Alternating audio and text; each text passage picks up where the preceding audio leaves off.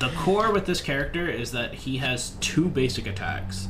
They are basic attacks. That's really important. They count as basic attacks regardless of whether or not they do damage. And so that's important for characters like Seer. Because Seer, his owl blocks a basic attack. And because of that, it's not like Andrew, where Andrew's shovel blocks a full hit. It blocks a basic attack. So even though Pounce does no damage, it will dispel the owl, and then I can still hit him. And that's really, really important. Also, yeah, so when my basic attack is 2 parts. It's Pounce, and then I say Claws, but I think the official name is Intercept. So when you Pounce, I have 4.5 seconds to use Intercept, to use my Claws. If I want to Pounce again, I have to either wait 4.5 seconds or use Claws. I have to. So if we're like playing this palette and I jump and you make it to the other side, I have to use Claws to jump again. So I can't jump again until that expires or I use it. And that's really important to his gameplay, especially if like I way miss. When you see that I've swiped, I can jump again, and you should be prepared for me to do so because I'm gonna. Like, especially if you're on the other side of a pallet. I never want to go through this pallet because you're gonna stun me, but I can go over the side. And then once the pallet is dropped, I can just go over the pallet normally. But it has blink rules, where if the survivor is body blocking where I want to jump, it doesn't go through. I can't really show that, but yeah. So that's important to know. Additionally, I guess for like Knight, both of these count as basics for Knight. What's really important for Knight is that the movement is not the attack, but the landing is. So if I'm like playing with Knight here, and he predicts attack, I will still jump over and then get stunned. But for Claws, I will just get stunned instantly, and that matters. Especially like if Knight is trying to position. But that also means he can wait for me to be in the air and then predict, and that will stop me.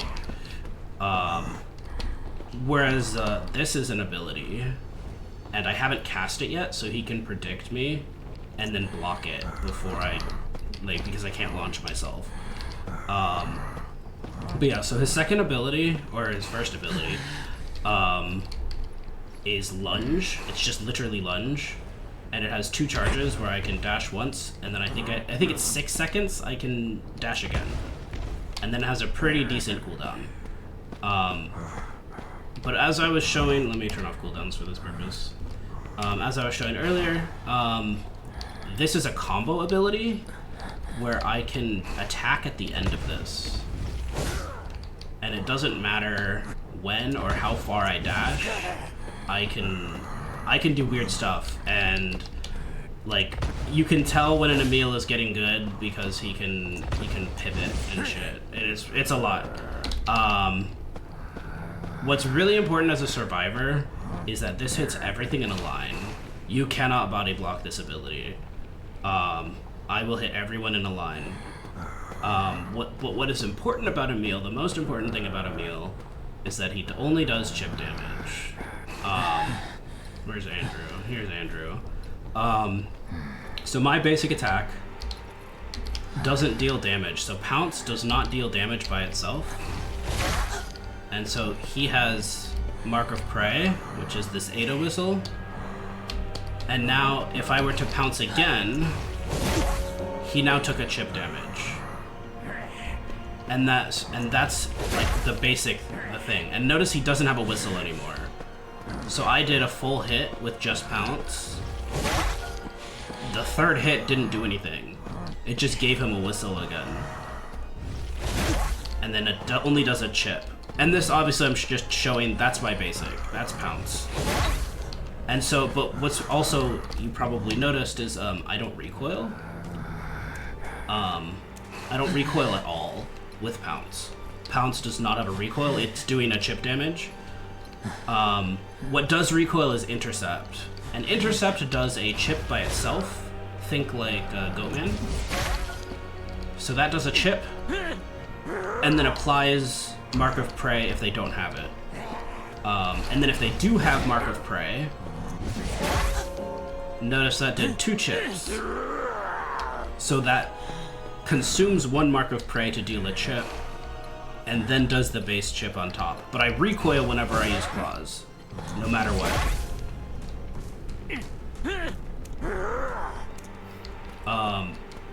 Similar lunge is like my Pounce, where it doesn't really do anything if they don't have marks. But if they have a mark, it does a chip damage. And this is why Emil is very scary, and why he will just delete people. So when he's really close to you, what you'll see a lot is whether if you don't have any marks. If you don't have, let me marks. Sorry, Andrew. So if you don't have any marks at all, and you're like, I don't know, going for a rescue or something, if Emil is close enough, he's gonna pounce you. He wants to pounce you. Because now you have marks. And then I'm not gonna slash because I don't want to recoil, but I can now double lunge, pounce again, and then hit you. And that's healthy to down. And so healthy to down is big. Hi Minxie, thank you for the nerk. So because he can do that, if he pounces you or dashes, so if he dashes like this when you have no marks, and then now he pounces, it will only, that's because I have full presence. He can only do that at full presence. But normally it'll do a Joseph hit to you, so that'll do a basic hit plus a chip. But essentially, he wants to pounce you first, is essentially what most Emils will do unless they're full presence. And it's really important that you block the moment you get this. Most Emils are not going to pounce and then swipe, they're going to do something like that, because I don't want to recoil. So I'm going to like pounce and then look away from you, which gives you like a lot of time to transition. What's really important is like if you're stuck at a loop like this, I don't care. Like I don't care about these like at all. Like I just don't care. So this is really unsafe. So you want to kite him here around this, and then you probably want to get to Shack or you want to get to Little Boat. You do not want to be here because I don't care about this. I don't care about none of this. Even if these pallets are down, that doesn't mean anything to me. Like, none of this means anything to me. Like, I'm gonna get you no matter where you are on these loops. If you get the pallet stun, awesome. You can pallet stun him pretty much at any point when he's in the air. Even if it looks like he's not in the pallet. I have been stunned when I've been like here and in the air. I've been stunned. I don't know how that works. I just know that he can get stunned. But if you stun, that's your only chance to leave. And don't run away from him in a straight line, because I love straight lines. I love straight lines. Yeah, that's like the big thing. So what's also important about Emil is with his basic pounce. You can body block his pounce, but not his lunge. So the lunge hits everyone in a line, the pounce doesn't. So like, if Andrew is body blocking someone and there's like someone behind him, if I pounce, it hits him, like I can't go around him. But if I lunge, that will hit everything. But like I cannot pounce around him at all. Like it auto locks on the closest survivor. Like I have no power. I cannot pounce because he's too close. So body blocking, his basic is really effective. But it is worth noting that claws are weird and you can kind of go around. I think most hunters have something like that. I know with like Norton, the pickaxe has like a hook at the end when you swing, and so you can kind of swing sideways. I don't know how to explain that without showing you guys. But yeah, but I think most hunters have a weird thing with their hitbox that they can do. Emil can't do anything with his pounce. His pounce auto locks and only hits the first closest survivor. But claws, I can like do weird stuff and hit you around corners and stuff. It's very strange. I think I can. Let me see if I can do it here, because you can do like see that kind of like it kind of wasn't really aiming for him, and so like if you were trying to body block, I can kind of swing around you because it has like a side hitbox. Yeah, but also I'm just gonna lunge. I don't like if you're body blocking, I'm gonna lunge. I'm not gonna waffle with you. If I have lunge, I'm gonna use it. That being said, lunge has a pretty long cooldown. It's like 14 seconds.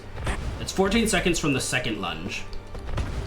So if I hold the lunge for the whole time, that's holding time for the cooldown, because the cooldown is waiting for me to use the second charge. And that's just basic Emil stuff. And his first presence ability is pretty groundbreaking, is because loops that are really strong against him no longer are. And so what it does is he pings everyone, and I can see this literally across the map.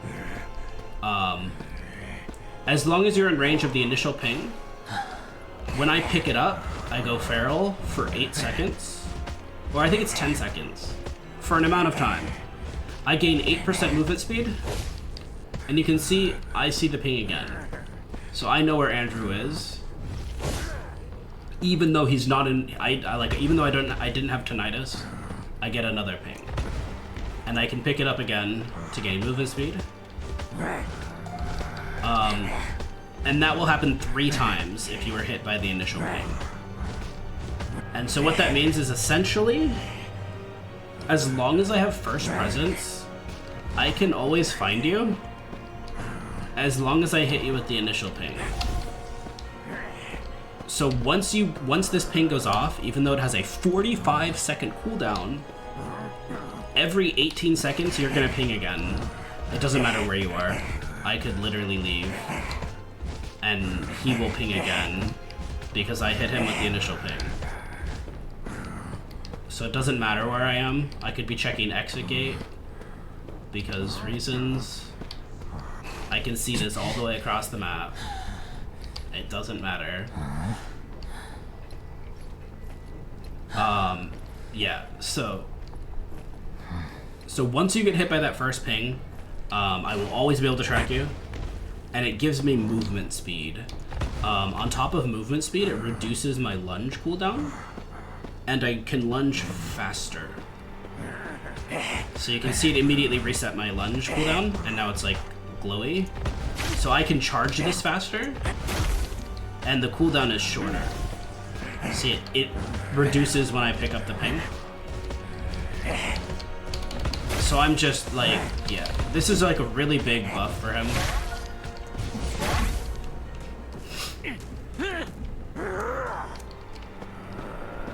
And so his first presence is really, really important to him. My recommendation for like actual Emil players is either use it right as the rescuer is coming in, or wait for the rescue and then ping, so that way you can't lose the person on chair.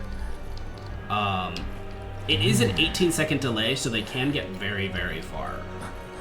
It'll also mark the rescuer, so if the rescuer goes to, like, we'll just say decode here, and then you chase Andrew like way over there to Shaq, you'll see this ping, and so you'll know that they're on this cipher. Even though, like, obviously you're not gonna go pick it up, but the rescuer will keep pinging, and then obviously you'll get the pings from whoever you're chasing to give you movement speed. That's pretty much, that's all of Emil's kit. So his entire kit is Pounce, which deals no damage, Claws, which deals a chip damage. And then Lunge, which can combo into Pounce or Claws. And then his ping, which I think is it's called. His ping is called Heightened Senses. I just call it ping. Technically, what I didn't cover is when he is a human, he gets super tinnitus. The actual term is sensory overload when he's human. And you'll see in the upper left-hand corner, I have sensory overload. This is super tinnitus. So this tells me that someone is within 36 meters of me. 36 to 48 meters of me. This can proc twice. So I can have this and tinnitus. So you see I have this, but I only have tinnitus now. This tells me a survivor is nearby within 36 meters. And then if I go a little further, it changes to sensory overload. This is useful, obviously, because I can find someone, I know someone's here. I mean, obviously look how far she is. But this can tell me if there are multiple people nearby. So you see me standing here, we know Doctor is there, she's giving me tinnitus. But we know Andrew is over here, and he's giving me super tinnitus.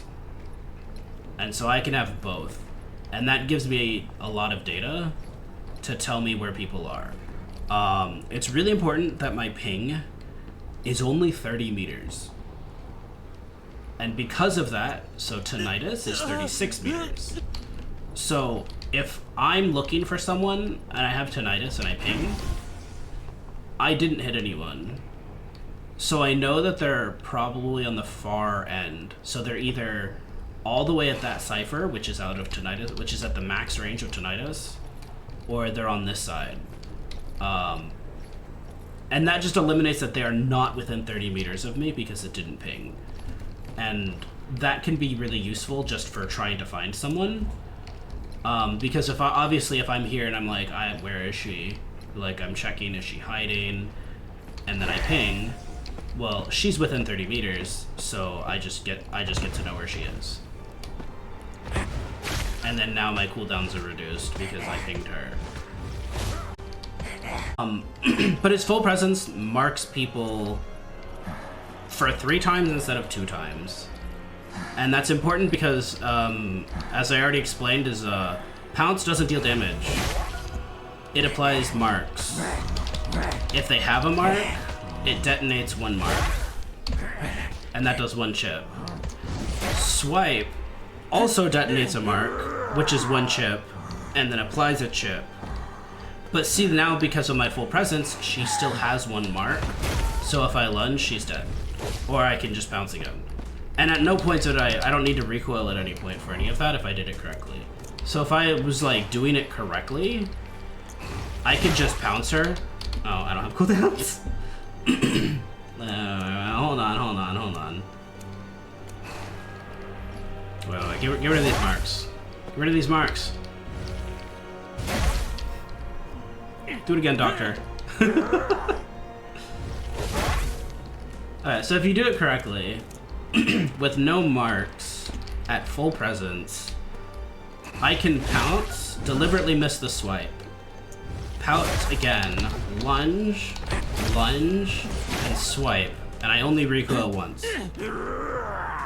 If I wanted to be really, really cheeky, you can pounce, and when you miss to go into the second one, you can lunge and then waste your swipe, and then lunge into another pounce. I don't know, I think I missed one. I missed a pounce. But so you can, where is it? Let me go to Andrew. Andrew's in a better spot. I blame Doctor. Teleport to survivor. Oh, hi, Victor. I guess we'll do Victor. So you can pounce, and then deliberately miss swipe, and then pounce into lunge, waste your swipe, lunge, and then pounce again. And the whole point of this is that you're trying to avoid you're trying to avoid recoiling as much as possible. Because the only thing that makes you recoil is swiping. So you always want to miss swipe unless you can guarantee a down, or you absolutely need the hit. Because if you don't...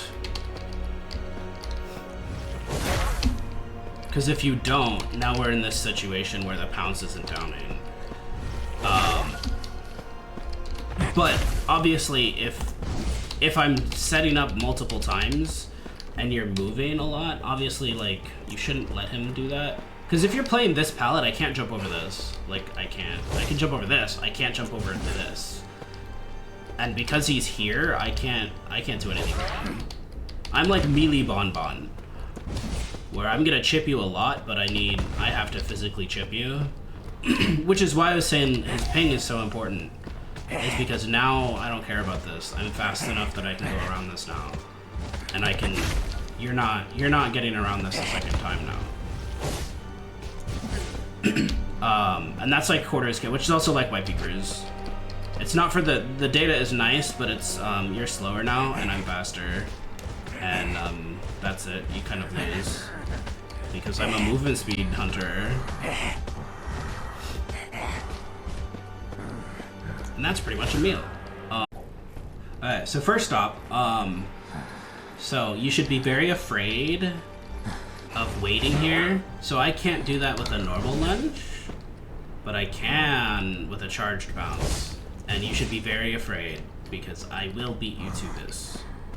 And it doesn't matter if you're on the other side, I don't care. You are just not safe. You just aren't safe. I don't know if he can go back. I don't think so. Oh, he can. Yeah, you're just not safe here. This is not a safe place. Most hunters struggle around first stop. I don't care. I don't care at all. He cannot jump over this long ways, I don't think. I know I was struggling at last stop, but apparently he can here. Is the track thinner? Actual question. If I just go like straight up. Oh, I can. I have to go perfectly straight. I guess maybe he can't go up this one? Okay, but it has to be really precise. But yeah, so he doesn't care about these types of loops. Sorry, Mike.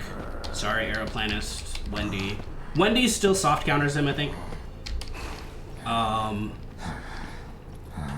But he can follow where a lot of other hunters struggle. Like, you're not gonna get the same distance. And then things like this never... I know a lot of people use these as like a last resort, but like if you vault that, you're just gonna die. I don't have to wait for you to vault. I don't have to wait in line. I'm just gonna jump over the side. Stuff like that. I've seen Emil's jump from there to... I don't know how that's useful, but you can, I guess. Like, I've seen Emil's jump here. Yeah, that wasn't very hard. First try. That's not very useful. I don't know why you would do that, but you can, I guess. Whee! Also, yeah, he can jump over slide. So if you're teasing him here, yeah, don't do that. Don't do that. But yeah, so that's Emil.